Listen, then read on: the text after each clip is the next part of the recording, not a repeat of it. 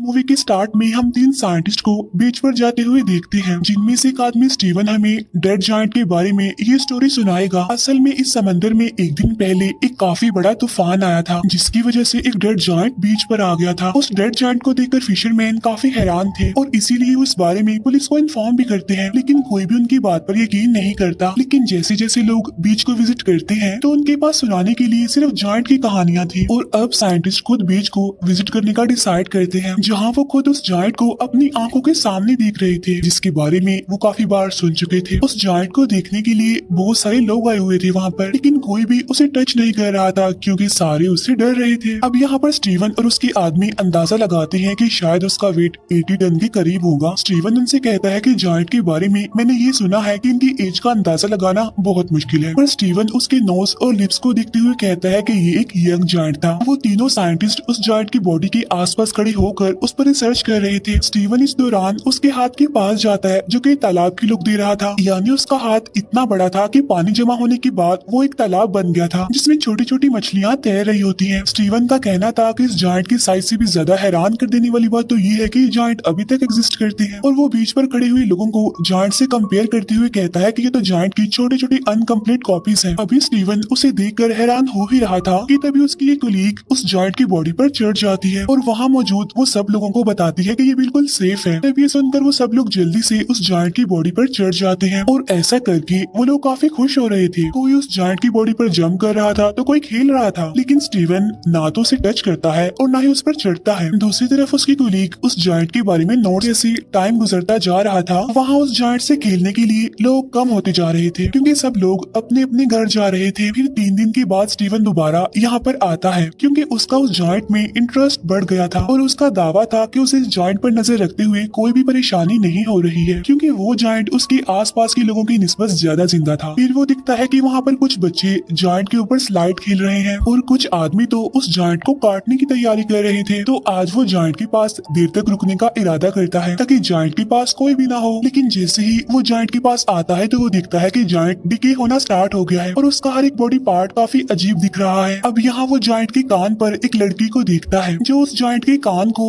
As a chair use कर रही थी। स्टीवन नोटिस करता है कि जायंट के फेस से उसकी यूथफुल लुक खत्म हो गई है, यानी अब वो जवान नहीं दिख रहा। तब वो अंदाजा लगाता है कि समंदर में बहुत अरसा रहने की वजह से उसके टिश्यूज खराब हो गए हैं, जिसकी वजह से उसकी बॉडी काफी जल्दी खराब हो गई है। स्टीवन जायंट के फेस पर एक इंसेक्ट देखता है जो कि उसके मुंह में जा रहा था। जब स्टीवन सोच रहा था कि इंसेक्ट के उसकी मंजिल तक पहुंचने से पहले ही ये जायंट डिके हो जाएगा, और अब स्टीवन बहुत ज्यादा हिम्मत करके उस जायंट के ऊपर चढ़ता है। अब जायंट की चेस्ट पर चढ़ने के बाद वो जायंट की बाजू को देख रहा था जो बिल्कुल डिके हो चुका था और कुछ बचा हुआ पार्ट्स इंसेक्ट्स और बाकी बर्ड्स खा रहे थे। यहाँ अब उसकी आंखों के ऊपर अब एक अजीब सा कवर आ गया था जो कि उसकी आईज को भी एक तालाब जैसी लुक दे रहा था। फिर स्टीवन उसकी आंखों में अपना शेडो देखता है और सोचता है कि इस जायंट के डिके होने की तकलीफ उस तकलीफ से कम है जो उसे तन्हाई ने दी है। इसके बाद वो यहाँ से चला जाता है। फिर नेक्स्ट टाइम जब स्टीवन उस जायंट के पास जाता है तो दिखता है कि उसकी आर्म्स और लेग्स डिके हो चुके हैं और अब वो उसकी बॉडी को गौर से देख रहा था जहाँ पर जायंट की बॉडी की इंसल्ट की जा रही थी, और इंसल्ट करने वाले कोई और नहीं बल्कि इंसान ही थे। अब हालांकि ये जायंट भी तो इंसान की तरह का ही एक क्रिएचर था। फिर नेक्स्ट डे स्टीवन जब दोबारा से उस जायंट के पास आता है तो वो देखता है कि उस जायंट का तो सर भी उतार दिया गया है और बर्ड्स और इंसेक्ट्स उस जायंट को खा रहे हैं। अब सर के बगैर उसकी बॉडी इंसानों जैसी बिल्कुल भी नहीं लग रही थी। अब इसी के साथ ही स्टीवन और इस डेड बॉडी का रिलेशन भी कम हो रहा था जो कि इस डेड बॉडी ने बनाया था।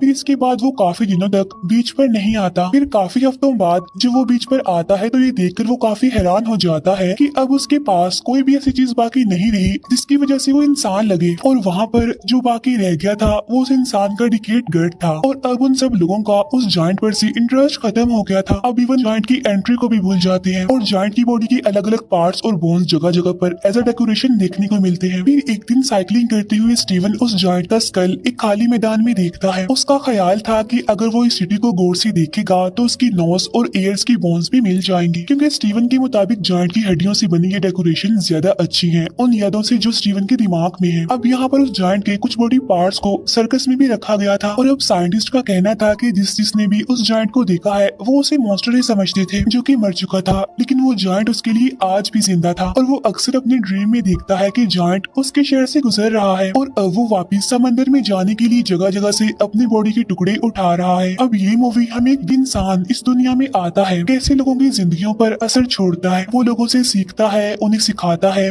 लेकिन फिर जब वो इस दुनिया से चला जाता है तो लोग उसे भूल जाते हैं। इवन दिन, महीने, साल गुजर जाते हैं लेकिन कोई उसे याद नहीं करता। सेम ऐसे ही जैसे हमने इस मूवी में देखा कि कैसे एक जायंट आया और सबके अट्रैक्शन बन गया, लेकिन फिर वही बात, दिन, महीने, साल गुजर गई लेकिन किसी को वो याद नहीं रहा। असल में यही इंसान की जिंदगी का कड़वा सच है कि जब तक कोई इंसान जिंदा रहता है तो लोग उसे याद